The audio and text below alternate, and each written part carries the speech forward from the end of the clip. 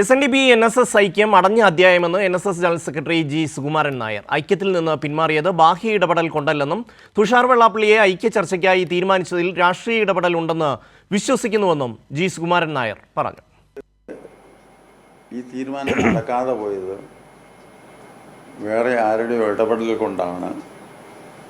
സുകുമാരൻ നായർ വളരെ ക്ലീനാണ് എന്നുള്ളതാണ് അദ്ദേഹം പറഞ്ഞത്. പക്ഷെ സുകുമാരൻ നായർക്ക് നല്ല വിശ്വാസമുണ്ട്, വേറെ ആരും ഇതിനകത്ത് ഇടപെട്ടിട്ടില്ല. എൻ്റെ അനുഭവം ഞാൻ ഡയറക്റ്റ് ബോഡി യോഗത്തിൽ പറഞ്ഞു. ഡയറക്റ്റ് ബോഡി യോഗം എൻ്റെ അഭിപ്രായം ത്തോടുകൂടി യുനാനിമസായിട്ട് ഈ ഐക്യം നമുക്ക് വേണ്ട എന്ന് തീരുമാനിക്കുകയായിരുന്നു എന്ന് പറഞ്ഞു. അപ്പോൾ വേറെ ഇടപെടലില്ല എന്നുള്ളത് എനിക്ക് വ്യക്തമാണ്. പിന്നെ അതിനെപ്പറ്റി കൂടുതൽ തർക്കം വരുന്നില്ല. ഈ ഐക്യ ശ്രമത്തിൻ്റെ പിന്നിൽ എന്തോ ഉണ്ട്. അതുകൊണ്ട് ആ കെണിയിൽ പെടണ്ട എന്ന് എനിക്ക് തോന്നുന്നു. NSS SNDP ഐക്യം എന്തുകൊണ്ട് സാധ്യമായില്ല എന്നുള്ളതിനെ സംബന്ധിച്ച് ഇന്ന് NSS ജനറൽ സെക്രട്ടറി ഈ തീരുമാനം സുകുമാരൻ നായർ മാധ്യമങ്ങളോട് വിശദമാക്കി. NDAയിലേക്ക് തങ്ങളെ വലിച്ചിഴയ്ക്കാനുള്ള ഒരു ഗൂഢാലോചന ഇതിൻ്റെ പിന്നിലുണ്ടോ എന്ന സംശയമാണ് ജി സുകുമാരൻ നായർ പ്രകടിപ്പിച്ചത്. അതിൻ്റെ അടിസ്ഥാനത്തിലാണ് ഈ സഖ്യം വേണ്ട എന്ന തീരുമാനത്തിലേക്ക് എത്തിയത്.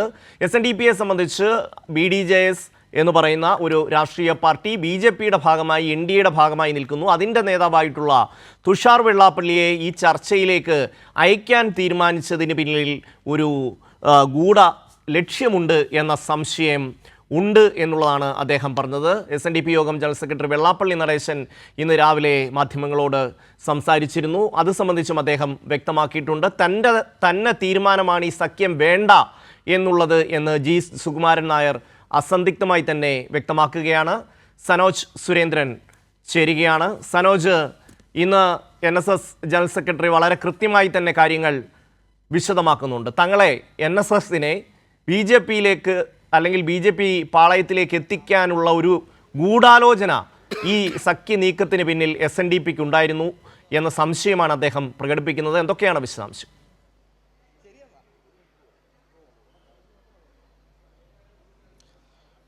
ഷമി, ഈ വിഷയവുമായി ബന്ധപ്പെട്ടുകൊണ്ട് NSSൻ്റെ പ്രഖ്യാപിത സമദൂര നിലപാടിൽ നിന്ന് വ്യത്യസ്തമായി ഏതെങ്കിലും ഒരു രാഷ്ട്രീയ പാർട്ടിയുടെ ചട്ടുകമായി മാറുവാൻ NSSന് താല്പര്യമില്ല. അതുകൊണ്ട് തന്നെ ഇത്തരമൊരു ഐക്യ നീക്കത്തിന് പിന്നിൽ അത്തരമൊരു ലക്ഷ്യമുണ്ടായിരുന്നു എന്ന് സംശയിക്കുന്നതായിട്ടാണ് സുകുമാരൻ നായർ വ്യക്തമാക്കിയിട്ടുള്ളത്. അതിന് അദ്ദേഹം പറയുന്ന കാരണമെന്ന് പറയപ്പെടുന്നത് തുഷാർ വെള്ളാപ്പള്ളി, അതായത് അദ്ദേഹം NDA എന്ന രാഷ്ട്രീയ പ്രസ്ഥാനത്തിൻ്റെ ഭാഗമായി പ്രവർത്തിക്കുന്ന ഒരാളാണ്. അദ്ദേഹത്തെ ഈ ചർച്ചയുമായി ബന്ധപ്പെട്ടുകൊണ്ട് നിയോഗിച്ചത് തെറ്റായിപ്പോയി. മാത്രമല്ല വരാൻ താമസിക്കുന്ന സാഹചര്യം കൂടി ഉണ്ടായി. ഇതിനിടയിലാണ് പത്മഭൂഷൺ പ്രഖ്യാപനമുണ്ടാകുന്നത്. അപ്പോൾ അത് വെള്ളാപ്പള്ളിക്ക് ലഭിക്കുന്നു. അങ്ങനെ അത്തരമൊരു രാഷ്ട്രീയ നീക്കം, അതായത് NSSനെയും ഈ ഐക്യത്തിലൂടെ BJPയും ഈ അടുപ്പിക്കാനുള്ള ഒരു രാഷ്ട്രീയ നീക്കം ഉണ്ടായിരുന്നോ എന്ന് സംശയിക്കുന്നതായും അദ്ദേഹം വ്യക്തമാക്കുകയുണ്ടായി. ഒപ്പം തന്നെ VD സതീശനുമായി ബന്ധപ്പെട്ടുകൊണ്ടുള്ള മുൻ നിലപാട് അദ്ദേഹം ഇന്നും ആവർത്തിച്ചു. സതീശനെതിരെ അദ്ദേഹം ആഞ്ഞടിക്കുന്ന ഒരു കാഴ്ചയാണ് കാണാൻ കഴിഞ്ഞത്. കാരണം ഈ സമുദായ നേതാക്കന്മാർ രാഷ്ട്രീയത്തിൽ ഇടപെടാൻ പാടില്ല എന്ന സതീശൻ്റെ പ്രസ്താവന ശ്രദ്ധയിൽപ്പെടുത്തിയപ്പോൾ സുകുമാരൻ നായർ പറഞ്ഞ മറുപടി, സമുദായ നേതാക്കന്മാർ രാഷ്ട്രീയത്തിലിടാൻ പാടില്ല എന്ന് പറയുമ്പോൾ സമുദായ നേതാക്കന്മാരുടെ കാല് പിടിക്കാൻ പോകാൻ രാഷ്ട്രീയ നേതാക്കന്മാരും തയ്യാറാകരുത് എന്നുള്ള ഒരു നിർദ്ദേശമാണ്. ഇത് ഒരു വശത്ത് ഇത്തരത്തിൽ പറയുകയും മറുവശത്ത് സമുദായ നേതാക്കന്മാരുടെ തിണ്ണ നിരങ്ങുകയും ചെയ്യുന്ന സതീശനെയാണ് കാണാൻ കഴിഞ്ഞത്. ഈ കാര്യത്തിൽ സതീശന് വാക്കും പ്രവൃത്തിയും തമ്മിൽ യാതൊരു വ്യത്യാസവുമില്ല എന്നുകൂടി അദ്ദേഹം വ്യക്തമാക്കുകയുണ്ടായി. സതീശനുമായിട്ടുള്ള പ്രശ്നം, അതായത് മുൻപ് സതീശൻ ഈ സംഘടനയെ അധിക്ഷേപിക്കുന്ന തരത്തിലുള്ള പരാമർശങ്ങൾ നടത്തി. ആ പരാമർശങ്ങൾ നടത്തിയതിൻ്റെ ഭാഗമായിട്ടാണ് അദ്ദേഹവുമായി അകൽച്ച ഉണ്ടാകുന്നത്. ഇനി അത്തരത്തിൽ സതീശൻ അന്ന് തനിക്ക് പറ്റിയ തെറ്റായിപ്പോയി എന്ന് പരസ്യമായി പറയാൻ തയ്യാറായിരുന്നുവെങ്കിൽ തങ്ങൾ ക്ഷമിക്കുമായിരുന്നു. പക്ഷേ രഹസ്യമായി വന്ന് NSSൻ്റെ ആസ്ഥാനത്ത് വന്ന് ക്ഷമ പറയാൻ അദ്ദേഹം തയ്യാറായി. പക്ഷേ NSSൻ്റെ നിലപാടെന്ന് പറയപ്പെടുന്നത് അദ്ദേഹം പരസ്യമായിട്ടാണ് സമുദായത്തെ ആക്ഷേപിച്ചത്. അതുകൊണ്ട് തന്നെ പരസ്യമായി നിലപാട് വ്യക്തമാക്കണമെന്നായിരുന്നു. അന്ന് അദ്ദേഹം അതിന് തയ്യാറായില്ല. അതുകൊണ്ട് ഇനിയും സതീശനുമായി ഒരു ഒത്തുതീർപ്പിന് സാധ്യതയില്ല. സതീശൻ ഒരുപാട് വരമ്പ് ചാടിക്കഴിഞ്ഞു എന്നുള്ളതാണ് അദ്ദേഹം വ്യക്തമാക്കിയിട്ടുള്ളത്. ഒപ്പം തന്നെ അദ്ദേഹത്തിൻ്റെ വാക്കും പ്രവൃത്തിയും തമ്മിൽ യാതൊരു ബന്ധവുമില്ല എന്നുകൂടി അദ്ദേഹം പറയുന്നു. ഒപ്പം തന്നെ ഈ ശബരിമല സ്വർണ്ണ വിഷയവുമായി ബന്ധപ്പെട്ടുകൊണ്ട് മാധ്യമപ്രവർത്തകരുടെ ചോദ്യങ്ങളോട് പ്രതികരിക്കുമ്പോൾ അദ്ദേഹം വ്യക്തമായ മറുപടിയാണ് നൽകിയത്. കള്ളത്തരം കണ്ടുപിടിക്കുന്നത് ആരാണ് എന്ന് നിങ്ങൾക്കെല്ലാവർക്കും അറിയാമല്ലോ. അതായത് ഗവൺമെൻറ് സംവിധാനങ്ങളാണ്. ഗവൺമെൻറ് സംവിധാനങ്ങൾക്ക് പുറമെ കോടതി കൂടി ഈ കാര്യത്തിൽ മേൽനോട്ടം വഹിക്കുന്നുണ്ട്. അന്വേഷണം നല്ല നിലയിലാണ് മുന്നോട്ട് പോകുന്നത്.